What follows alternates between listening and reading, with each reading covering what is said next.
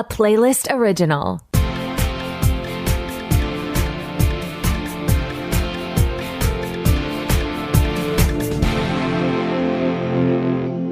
Welcome to the Pilot Podcast, where we review the pilot episodes of TV shows to answer your question, should I watch this? My name is BJ. And my name is Mitu. And this week, we're watching Death and Other Details on Hulu, The Woman in the Wall on Paramount Plus with Showtime, A Real Bug's Life on Disney Plus, and Hazbin Hotel on Prime Video. So stay tuned to the end to find out BJ's favorite bug. Wow, I don't know if there is an answer. Well, you have like 20 minutes to figure it out. And until then, why don't you tell us what happens in Death and Other Details on Hulu? I would love to. The setting? A lavishly restored Mediterranean Ocean liner. Suspects? Every pampered guest and every exhausted crew member. The problem? To prove her innocence, Imogene Scott, played by Violet Bean, must partner with the man she despises, Rufus Coatsworth, played by Mandy Patinkin, the world's greatest detective. So, Mitu, what did you think of this cruise ship murder mystery? I love that description because it is just a classic mystery. Colonel Mustard in the library with the candlestick. That's really what they've set up here. And you feel that in how they introduce the characters, because it's a big cast. And I think in a show that took itself too seriously, that would feel kind of cumbersome. Whereas in this show, and I say this with love, everyone is a little one note right now, which is perfect. We have the daughter who really wants to take over as CEO of her dad's company. We have Imogen, who was wronged, but also trying to solve this mystery. We have Rufus, the world's greatest detective, and then now he finds himself 20 years later not in a great position after being in some limelight and greatness. The son who has issues with drinking and drugs, and the dad is not letting him work for the company. So everyone feels kind of one note in a really good way. I agree. And all of the characters you described and everyone else on the ship, honestly, aren't that unique. We've seen a lot of these people, high-strung business or high-strung staff member. Oh, the other staff member, you're related to me, so I have to be nice to you and give you a chance. Or, oh, I'm paranoid that someone's out to get me. You're probably going to be right in the end. And that's okay, because I do want to know what this murder mystery is. It's a lot of interesting people, even if we've seen variations of them before. And I don't know who did it. So that's enough for me. Yes, the fact that the mystery is still interesting is a testament to the storytelling because they're doing it well. It doesn't have to be something new. It can be a classic closed door, locked door mystery. And if it's intriguing, it's intriguing. I also just loved to see our boy from iZombie, Rahul Kohli, in this as the boat owner. It's nice to have good people on the cast. And also, Rufus and Imogene, they are very complex characters compared to everyone else. And I think that balances things out well because those are the two who we're focusing so much on as they try to come together and solve this murder mystery. Yes, we learn that Rufus and Imogene, and this happens in the first minutes of the show, so hopefully not a big spoiler, were connected through the mystery of what happened with Imogene's mother. And Rufus never quite, it seems, figures it out. Or at least we don't know if he has figured it out.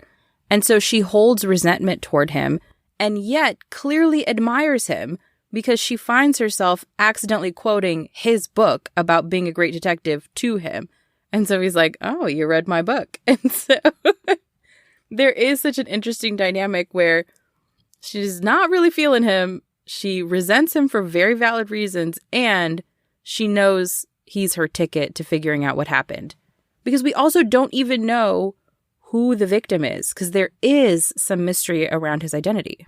That's true. There are lots of questions about the victim, lots of questions about the murder, and Imogene is a suspect, as are her friends, her adopted family, and just the other guests. And I feel like normally I would be annoyed that after the pilot, I don't feel any closer to having at least a lead suspect. But in this case, I'm more interested in how Rufus and Imogene are going to come together because they have this history, they have great chemistry, but Imogene is not feeling this. She's still mad. I agree. I also like that we don't know anything from the perspective of, again, to your point, it's a very, very traditional mystery setup. So it's in their best interest that they've left it a bit more open-ended so that we want to know more versus, looking at it and being like, it was obviously the butler. And speaking of the butler and Imogene's adopted family and all of these different guests, I love this through line theme of people on the inside versus the outside. We have that core inside of the family that takes Imogene in after her mom disappears, and they're this very wealthy, powerful family who's hosting this event. Then they have their business guests. Those people are kind of inside, kind of outside. And then we have this staff, and then we have Imogene who toes that line inside and outside, and all of these other kind of paid friends, essentially. So I liked that dynamic, too, of where are you within the social hierarchy of this boat? Because that's going to complicate how they find the truth, too. There's definitely going to be a plot line where suddenly it's really looking like, I don't know, some wealthy member of the nuclear family, and then all of a sudden Rufus is directed in another way by some money or some influence or power or something. So will you keep watching more episodes of Death and Other Details on Hulu to follow these shifting power dynamics? Absolutely. Agatha Christie Hive, tap in. This one's for us. This is such a classic mystery show. I will watch again seriously, though they're doing the very smart thing of releasing episodes every week versus all of them immediately. And so it's going to be fun to wait on them too. And that gives you a chance to talk about it with your coworkers around the water fountain. What's that trope? The water cooler? Well, clearly, I don't do this in my office. Anyway, I would also watch again seriously. It reminded me of Death on the Nile, and that's a good thing. This is like a fun, more modern version of that. And better. Objectively. Much. So how about you tell us about another murder mystery show? You're talking about The Woman in the Wall on Paramount Plus with Showtime. Lorna, played by Ruth Wilson, wakes up to find the dead body of a woman in her house. If that isn't complicated enough, she doesn't know who the woman is or how she got there, and Lorna has a long history of trauma-based sleepwalking due to her time at a controversial institution named Magdalene Laundries. So she's also missing a lot of time. Lorna has it rough. She has some trauma. She has some things she's working through. But she does have a stable job, and she has a town that supports her. So it's really interesting to see her work through finding a dead body, and a lot of people just kind of brushing past the strangeness, and then having a detective come in, Detective Coleman Akande, played by Daryl McCormick, asking the questions other people don't want to ask. Yes, everyone is like, Lorna's a mess, but she's our mess. So yes, does she sleepwalk around the town and wake up next to my horses? Has she punctured the tires in my car and then walked back home? Yes, but she's a great seamstress and we love her. And I just think there's something very interesting about that. But this town also understands that the Magdalene Laundries was a horrible institution. A real one. A real one Mm-hmm. at that. And so, trauma manifests itself in different ways, and they've accepted how it has manifested in Lorna. And I must say the portrayal of Lorna is fantastic, because I think in another performer's hands, this could have been a very boring show, whereas Ruth Wilson was very, very engaging to watch, especially as this unreliable narrator, which is my favorite version of a thriller, where you can't trust her POV because you don't know if she's conscious or unconscious or even what her memory is really telling her. And that makes it, I don't know, a bit scarier because we're trying to solve a murder, but then you question, was there a murder? Is there a body next to her? And I don't know. I don't feel like I'm any closer to figuring out anything regarding her story. The main critique that I have of the show, though, is that it ran a bit long. So there were great performances from Daryl McCormack and Ruth Wilson. Daryl's character, Diaz Coleman Akande, investigating the murder of a priest, and then in the future, should this woman in the wall be real, investigating the murder of this woman, very likely. So that part was intriguing to me, but I think overall the show was a little indulgent, a little long. It dragged a bit. They played into setting things up a lot, and I think they could have, added more action. And not to say there was not action. There are some cool set pieces in this pilot episode. But if you're going to go for the full hour, let's give a little more conflict for Lorna and maybe having to deal with the consequences of her sleepwalking. Yes. Oh, that would be an interesting thing to watch. Maybe in the next episode. Going back to your point, I agree that the show is very dark because, as you said, we learned the Magdalene Laundries is a real institution that also lasted until the mid-90s. It is like Gen Z cusp, the way that it went so far into recent history. And so I think it is a bit dark, just as a heads up for folks if you're interested in watching this show, because you can imagine these are some of the very real consequences of surviving an institution like that. Now that you know a bit more about what Lorna and the other women had to survive, will you watch more episodes of The Woman in the Wall on Paramount Plus with Showtime? I would watch again casually. And the reason I would watch again casually is I'm intrigued by the mystery, but it's a little dark for me, and I'm concerned it's going to get scary because I saw a description of it as a horror show, and we start to see some gore, and I think if they both make this terrifying to watch, dark to watch, and then add blood, I might unfortunately have to tap out. That is very reasonable.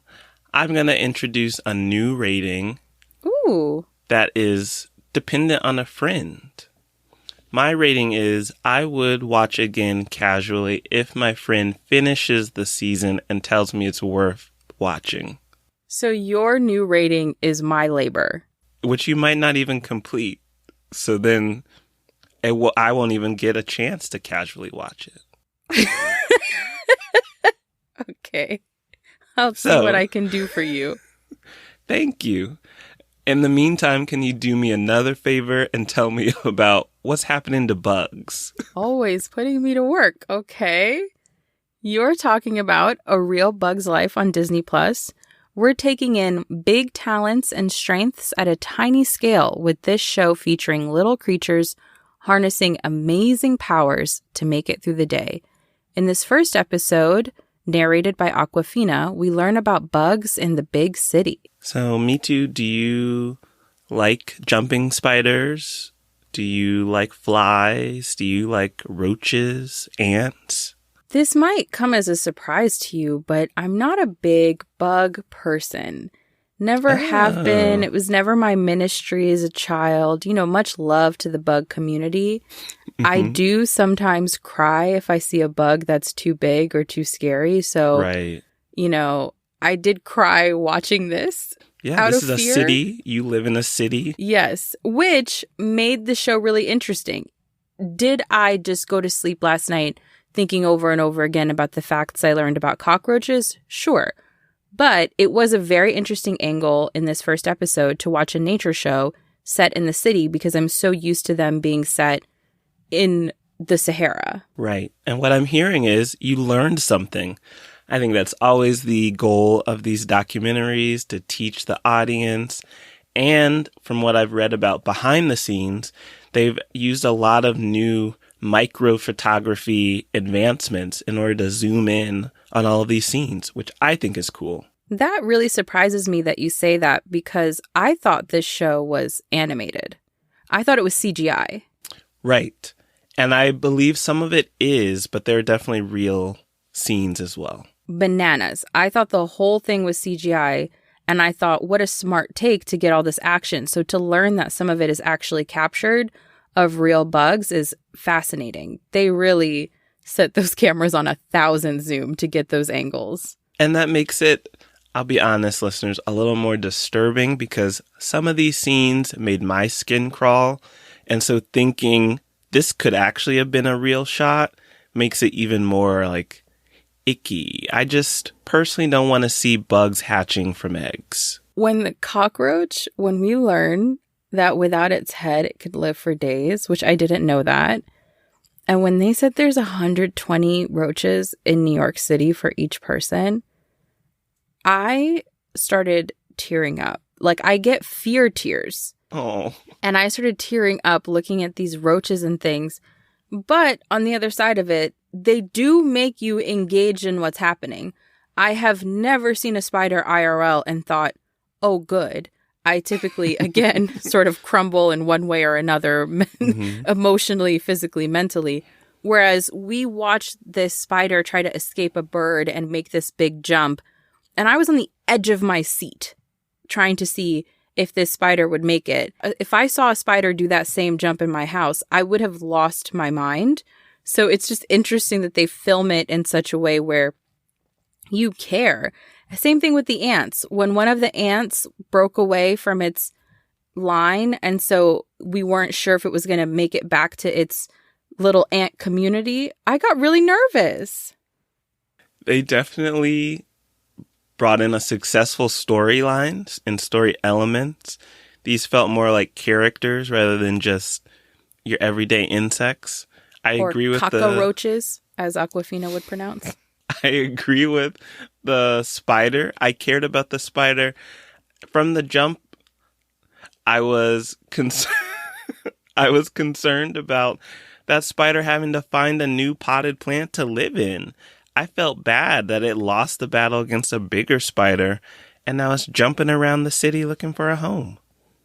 And normally, I don't care about spiders. Gentrification in the big city affects us all, from the big people to the little bugs.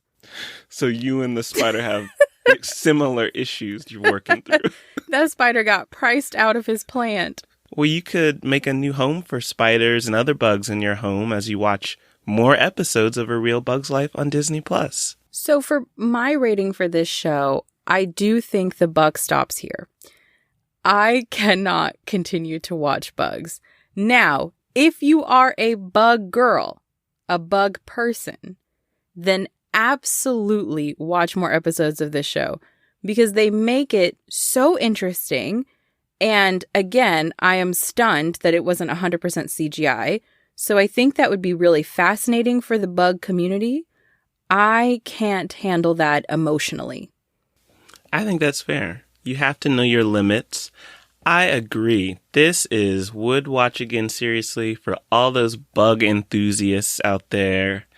They are gonna love this. Or maybe there are some inaccuracies that they can point out that we don't even know about. Yeah, email us at askthepilotpodcast@gmail.com. No photos, just facts. Yeah, send us the facts. We love learning. But no photos, no videos. And no facts that would make me uncomfortable, like how many spiders are in a room with you right now. Like, don't tell us. I'd never want to know. And I think that really summarizes things. There are things I don't want to know about bugs, so I can't continue watching.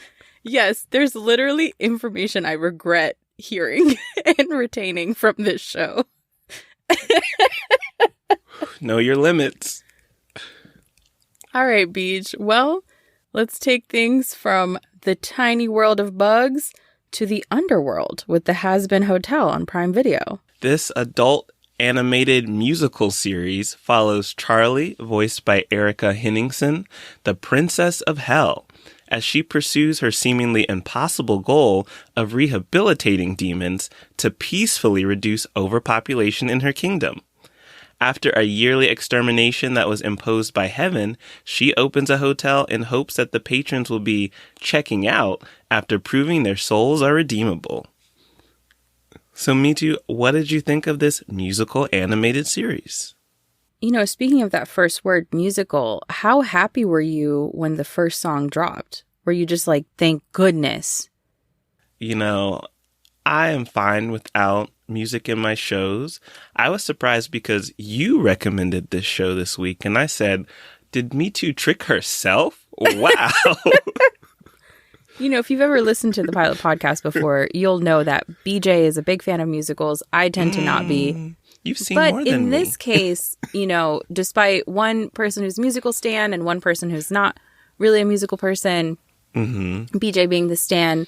I don't know. I could be the non-stan. I genuinely think the music advanced the plot. And my issue with musicals typically is because I don't necessarily care about the music that much. It's like, okay, what is this adding to the story? Is it adding color, perspective, character development? Is it moving the story forward? And if it's not, then I don't particularly care. But in this one, I thought the music genuinely added to the story and moved the plot along while keeping a really tight pilot of like 25 minutes. I agree with that. I know you don't like when people just start singing about stuff you already know in a show. It's like, this could just be a regular conversation, or you've already said this. And in this show, the songs are literally characters telling you the plot and kind of walking us through what's going to happen, what is happening. So you get a lot of practical information from the songs. Yes. That's true. Very quick, effective recaps and catchy. I also think within this show, they packed a lot of conflict and mystery. So we learn that Heaven has moved up the annual extermination to be in 6 months, which tightens her timeline on the effectiveness of the hotel. She has the issue of not being taken seriously by the angels. She also does not know what happened to her mama Lilith, and it's been 7 years. And she doesn't know, but she may have a nemesis on the rise. And on top of that, she's trying to figure out how to rehab tenants of Hell Hotel. She is busy, and she's got a backstory. And just shout out, I have a favorite demon from the show. I really liked Alistar, the radio demon, voiced by Amir Talai. So I find it weird, but I guess it's cool that they're making fun demons in Hell. I liked her girlfriend, too, voiced by Stephanie Beatrice. I thought that was cool. Baggy? Mm-hmm. As a big fan of Brooklyn Nine-Nine, I liked hearing her voice in this. Oh, okay. Now, what did you think of the art style? I thought the art style of the show felt very almost childish, but then obviously dark with the many scary elements that they add to these demons and frankly to the angels. But I thought it was interesting to juxtapose that against how colorful and bright it is. So it almost felt childlike at the same time. Yes, I like the art style. It felt unique. They definitely lean into the bright colors, which it gives that more childlike children's show Nickelodeon vibe. But this is definitely an adult show with adult themes. So I find it kind of fun when they play around with your expectations of an art style. That's true. Maybe it just emphasizes the crux of the show, which is they go from these bright voices and fun singing to then what are they singing about? Not being exterminated. Yeah, and some of those demons, their themes, very adult. Yes, very true. It is dark. It is ultimately a show about a hotel set in hell to rehab people who are in hell so that they can try to be better to go to heaven. So they're not exterminated by heaven. Like, this is a pretty intense plot. It also started as a Patreon show. Yes, it was like a whole kind of brand before it got picked up as a series. Mm-hmm. So with that intense storyline and world building, will you watch more episodes of Hazbin Hotel on Prime Video? I think I would recommend this to people who like dark animated humor, meaning the people who might enjoy Grimmsburg or might enjoy even like a Rick and Morty where you deal in these dark themes, but it's still funny and still has some brightness to it. For me, it's a little bit too dark for my taste, so I don't think I'll keep watching, but I would recommend it for dark animated show Hive. What about you? Maybe I would watch this while cooking or doing laundry. It definitely caught my attention. It didn't immediately, catch me, though. Nothing off-putting, but nothing too exciting. That's fair. Okay.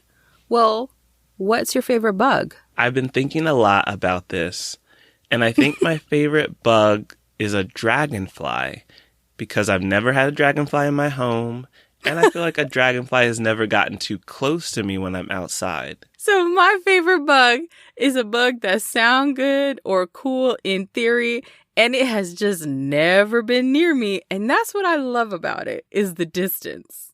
But and it's a dragon. Not just that, because like there's some of those giant bugs in like the Amazon rainforest I've never been near, but they're not my favorite. Okay, so much love to the dragonfly community. I don't mean to diminish your your favor of them.